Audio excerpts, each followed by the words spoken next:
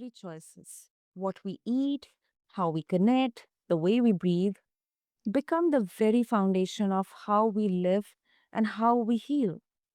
In a world that constantly pushes us towards speed and noise, what exactly does it mean to pause, nourish ourselves differently, and open to deeper ways of being? Welcome back, listeners, to today's episode on the Mindful Living podcast. And of course, I'm your host, Sana, as always, and I am joined by Dr. Will Tuttle, visionary author of the international bestseller, The World Peace Diet, a former Zen monk, and someone who has spent decades exploring the intersection of compassion, creativity, health, and healing. Together, we'll journey into the heart of healthy living, not just for our bodies, but for our relationships, our communities, and our spirit. So, Dr. Will, welcome to the show, and it's really such an honor to have you here with us. Thank you so much, Sana, and thanks everyone for listening. I'm really delighted to be with you. Thank you. Of course, of course. Okay, Dr. Turtle. Well, let's begin with understanding healthy eating. Now, you have spoken for decades about food as more than fuel. I mean, it's also a statement of compassion as well, which I personally so much agree with. So, what do you believe people overlook the most when it comes to how their eating habits affect their well-being and their connection with others? Right. Yeah. Very good question, Sana. So basically, I think the main thing that people overlook is the harmful effect of eating foods that are derived from animals. And also, right behind that is the harmful effect of the eating foods uh, that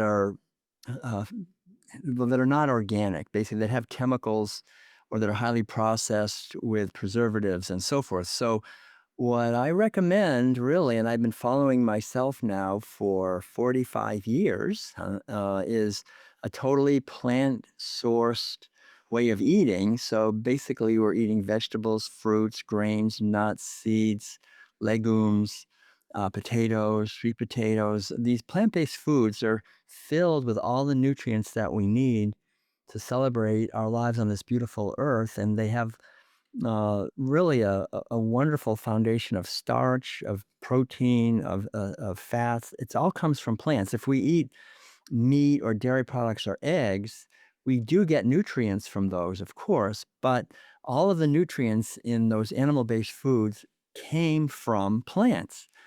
All the proteins, the amino acids were made by plants, all the fats were made by plants.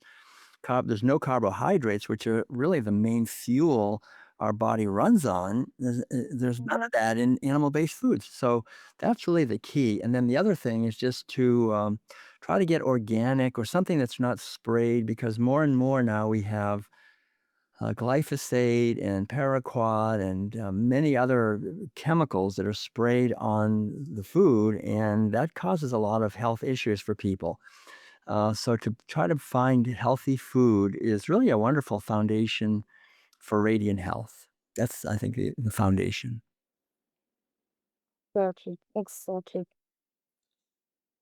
Yeah, that's quite informative in there, Dr. Willen. You also think that awareness around this is growing, or are we still trapped in old patterns of convenience and denial? Right. Well, that's another good question. Now, basically, there's a lot to this, and of course, one of the things I think it's important to understand is that healthy people don't need medications and pharmaceuticals and things very much. And so, like I myself, for example, I'm now 72 years old. I've been a vegan for 45 years. I have not been to a doctor or bought one pill for anything in 45 years. I've never had anything to do with doctors or the health establishment or anything. And my wife Madeline's exactly the same. We've both been eating healthy food, meditating regularly. We have a spiritual path. We don't drink any alcohol or any stimulants, any drugs. We exercise regularly. and we really practice healthy relationships, connecting with nature. There's many aspects to being healthy. It's not just food, but the idea is that when we take responsibility for our health, then we save a lot of money, of course, but also there are very powerful industries that are making their money from sick people. So the media, like the radio, television, newspapers, magazines, are filled with advertisements and with perspectives that, in many ways, promote eating unhealthy food, eating processed food. Doctors are not really taught about healthy nutrition. They're taught more about how to prescribe drugs and do procedures because that's where the money is. The money is in sick people. So we have to understand that, really, I think, and just not rely on governmental agencies or the media or even other so called health experts because very often they've been captured by forces that would rather us be sick than be healthy because there's no money in healthy people at all. So I think I'm really grateful for your healthy mind uh, teachings here and the platform that you provide because I think the most important thing really is for us to get educated and to learn from each other because these things are not really being taught in the mainstream media. We're not being informed properly. So I True. think it's really fantastic that we do this. And really, for the most part, people I think are slowly realizing this. We're slowly realizing the importance of local food, growing our own food, knowing the farmer better if we can, eating a more vegetarian or vegan diet, not eating so much hyper processed, refined food, right? And the same thing with news, right? There's junk food. There's also junk news. A lot of news it just makes us afraid. And really, our health is affected a lot by our mind. If we have a healthy mind, we'll have a healthy body.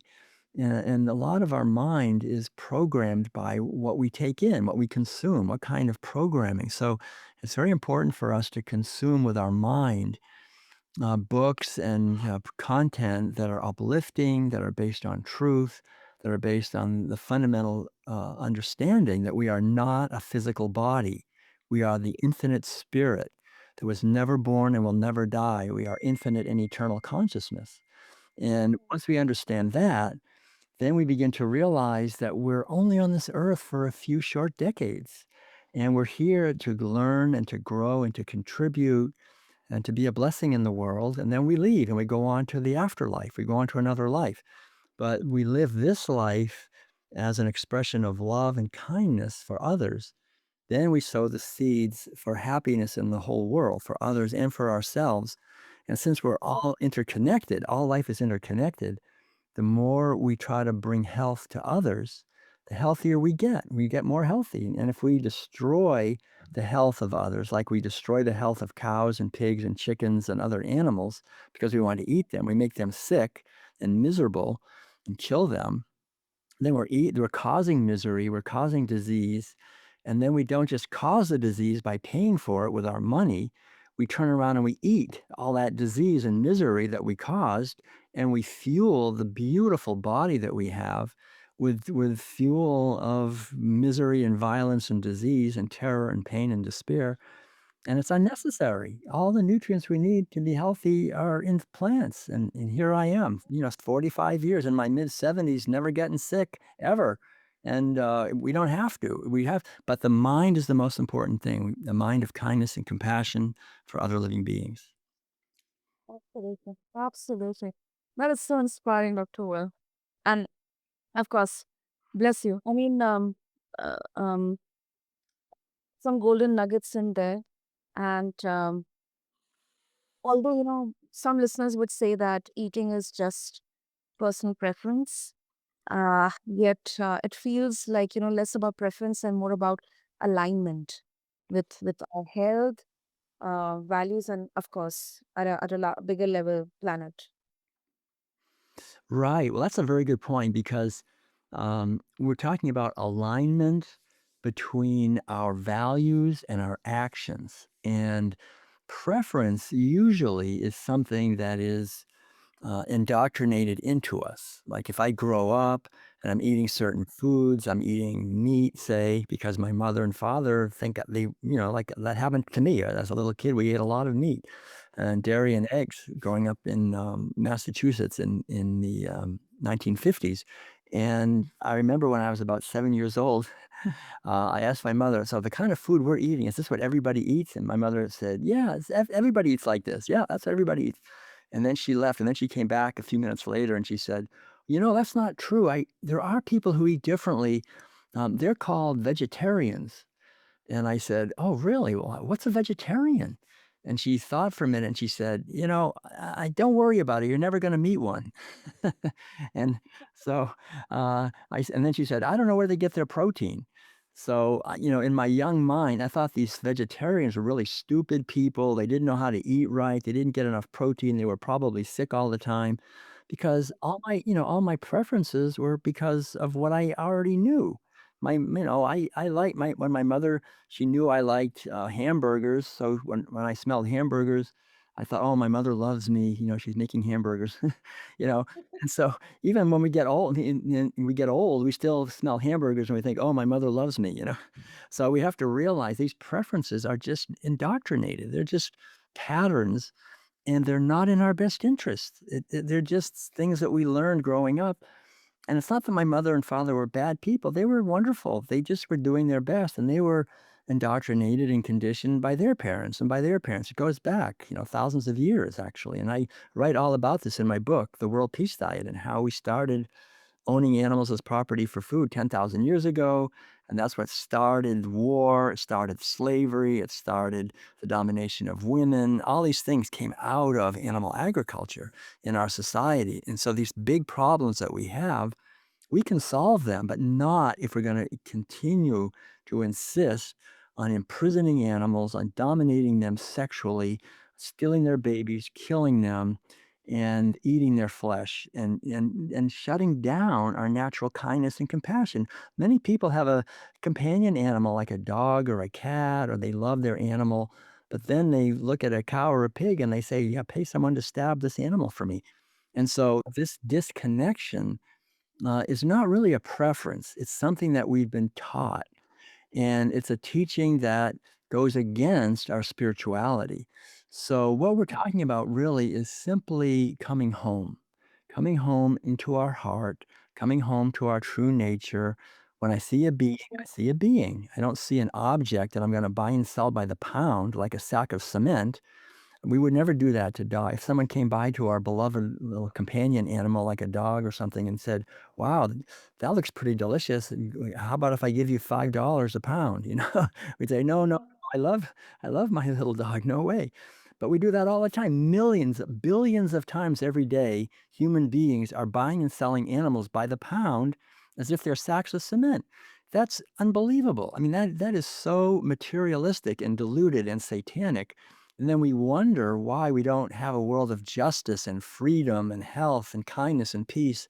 It's because we're stealing justice and freedom and peace and kindness and health from billions of animals every day and treating them like they're just matter. And then we turn ourselves into matter. We think of ourselves as just a body.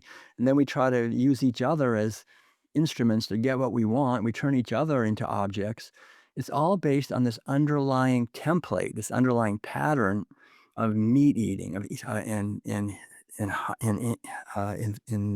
oppressing animals, and it's unnecessary. That's the great good news. It's just not necessary. We can thrive without doing that on every level: physically, psychologically, spiritually, environmentally, culturally. It's all interconnected, and it's really good news. It's fantastic news.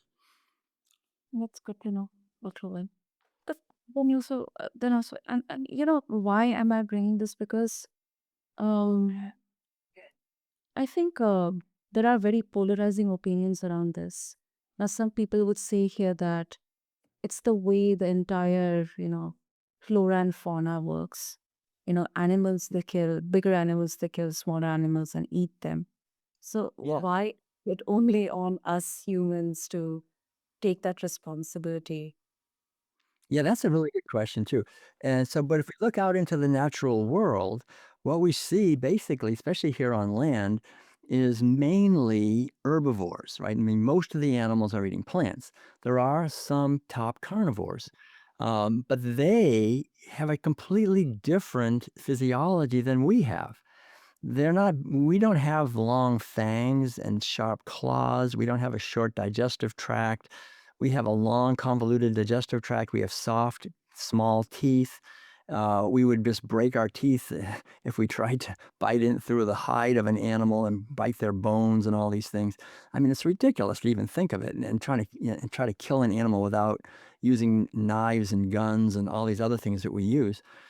So we don't have a natural inclination. We don't see a little animal running by and we don't start salivating and want to tear into the flesh of the little animal. That's not at all. And we salivate when we see something that has starch or sugar, something that's sweet. Our taste buds are all designed to promote plant-based eating, basically, and our digestive tract, our circulatory system is clogged up by saturated fat. We get cancer, heart disease, liver disease, kidney disease, diabetes. The whole litany of diseases comes from eating diets with a lot of animal-based foods. And so why do we look at nature to tell us what we should do? We never do that for anything else. Like the average person uh, says, "Okay, I'd like to eat like a lion, right? I want like the king of the animals." Okay, well, what lions do quite often, the male lion, will kill the baby and eat the baby. Sometimes that's well known. You don't see some man coming by and say, "Well, honey, sorry, I ate our kid because animals do that too. So I thought I'd eat the animal. I'd eat our baby." And it's ridiculous, and, some animals, when they eat food, they'll then vomit the food up to their partner, We don't go around doing that either. We don't go up and live in trees because animals live in trees, but we pick this one thing. We say, "Well, there's some animals that eat other animals, so I guess we should do that too." I mean, it's so ridiculous. We're not designed for it. We pick this one thing and we say we should do it. No, that's absolutely illogical, really, and causes enormous suffering to everyone. Mm. That's valid. That's a very valid point. And Dr. Will mentioned about mind.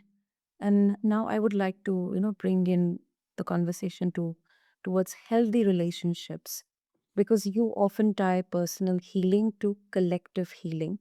And I personally believe that healing always happens in a better way, in a community or collectively. In your view, how do our personal relationships they shape or block our ability to live healthfully and mindfully? Yes, that's a really big question. I have a new book out.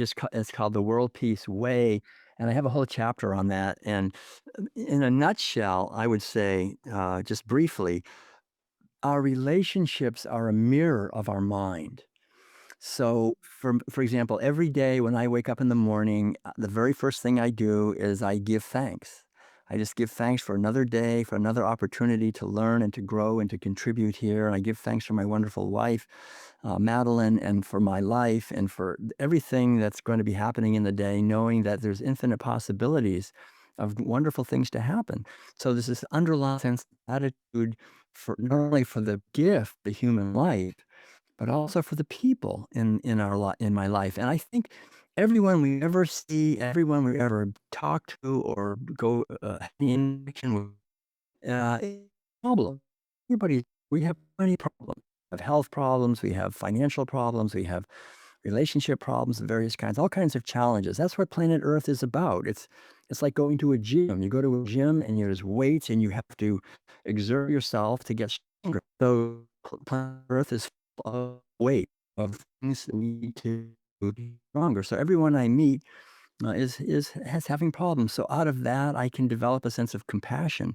So if they say something that's insulting to me or whatever, instead of taking it personally, I can send them love. And the whole idea is that healthy relationships come out of seeing and understanding that there is one life and it's flowing through all of us and we're all interconnected. And the more we bless others, the more we are blessed. It's like I call it in my writings the boomerang effect. Whatever we put out comes back. So if I get angry with people or judge them or blame them or shame them, it's always going to come back to me.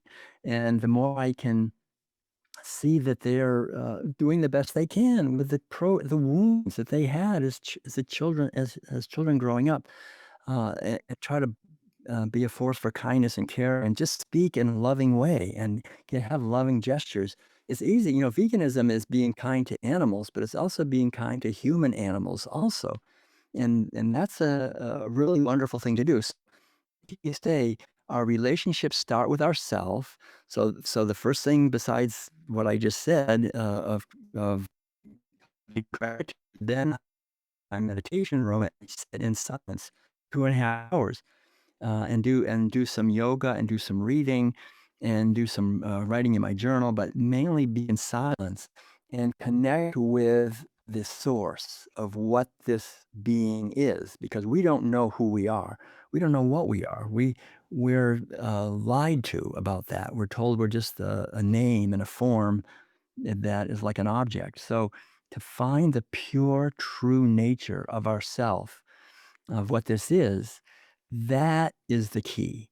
And once we get a glimpse of our own true nature as the essence of joy and freedom and divine life and love, then we can start to have a new way of seeing others. We can start to see others as the same thing. They are also an idea in the mind of the divine life. And so we naturally have a feeling of kinship with them, of caring, and that's the foundation for healthy societies, healthy communities, healthy families, healthy parenting, and all these things. It really comes back to doing the inner work ourselves, taking time to be silent, because otherwise my mind is just so programmed. We're so busy and we're running around. We get up in the morning and we turn on the television or we have a cup of coffee. Man, that's the worst thing. We gotta just like don't do anything. Just be quiet, and then from that foundation, go forth into our world. And then at the end of the day, do the same thing. At the end of the day, take a half an hour or so and just again be in silence, reflect. I also am a musician, so I'll sit at the piano and I just let music pour through me. And this beautiful, uplifting music I play every morning and every evening. And my wife listens and we send it out to the whole world. The whole idea is that each one of us are a vehicle for healing the world. And it's through our vibration, alignment and vibration. We align with our values and then we raise our vibration to a higher level, and when we're at a higher level, we can never get sick because sickness is at a lower vibration. And so is fear and anger and all that. So the whole idea is to keep our vibration high, but we have to do the work to maintain that every single day, all the time. Wow. Especially you mentioned about music, Dr. Will, that I mean, I, f- I don't know. I mean, because to me, music is, for me, it's meditation, it's mindfulness, it's stress buster, Right. it's lifeline, life giving. It's way to connect with my soul, or maybe whatever is out there. But profoundly, I mean, I don't have more words, but of course, creativity with healing. I think it's such a beautiful, channel in there. Be it painting or writing. Um, why do you think creativity is such a direct pathway to health? Is it does it have to do with our brains or the way we are designed, and why exactly is the case here? That's a very perceptive question, a very Mm. deep question. But I would say yes, the creativity is one of the six fundamental keys to health for ourselves physically, psychologically, and as a society. And if I'm living my life in a non creative way, if I'm just like getting up, going to work, trying to make enough money to survive and get ahead, then I am not really fulfilling the unique gifts that I have to give to the world, and I'm gonna be unhappy. And out of that unhappiness comes a yearning to, get addicted to something. I mean, alcohol or drugs or food or something. So when we're creative, if we connect, as you say, with music, art, writing, dance, movement, organizing, something in business, something that we're bringing forth something with a purpose, and we have a purpose for this life. And if we're fulfilling that purpose spiritually and creatively, then there's a joy in that we don't want. We're not even interested in alcohol or drugs or anything else. I mean, it's ridiculous. It'd be like putting my hand on a hot burner. Like, why do I don't want to do that? I'm not going to hurt myself. It's and so the whole idea is creativity is in the very essence of our being because we are children of the infinite creative source, and we are born to be like him or her, like that, which is the essence of creativity.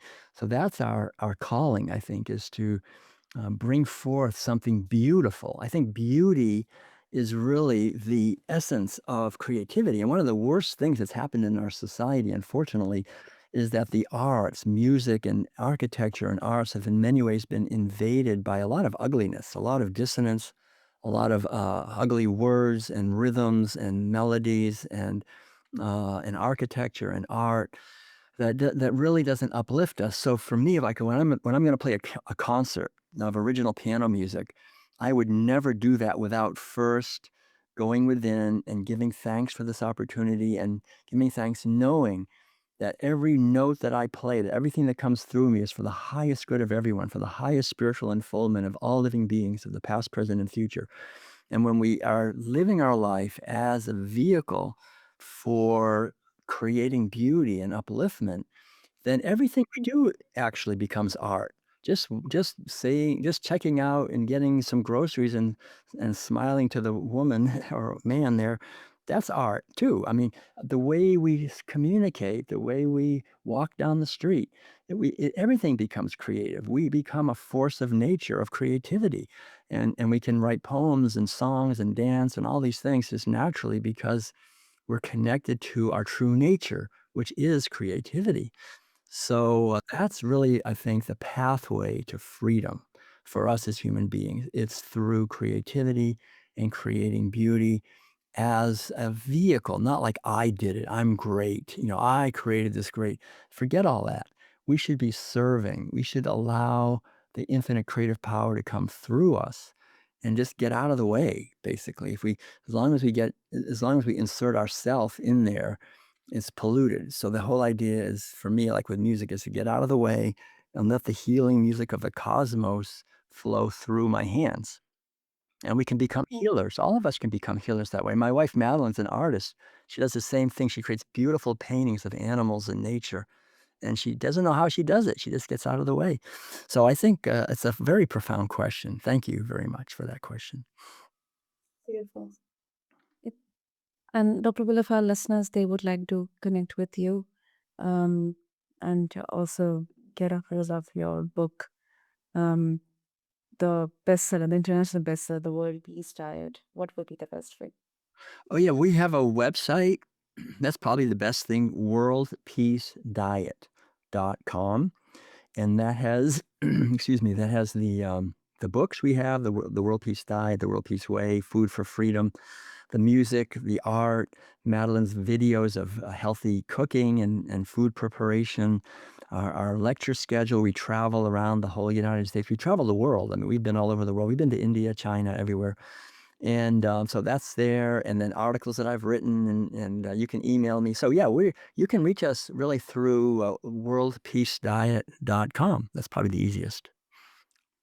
Super, super.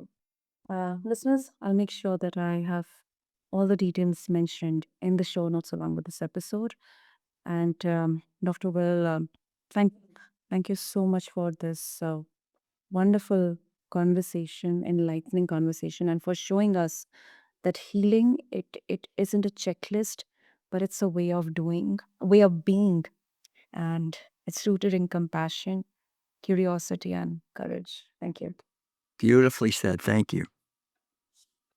And to all the listeners, um, I think the conversation reminds me that health is never just about one thing, it's a tapestry. The food we eat, the stillness we allow, the relationships we nurture, the art we let flow through us. They're all threads weaving into something larger. So, thank you so much for tuning into this episode of The Mindful Living. Until next time, keep living with intention, one mindful moment at a time. Thank you.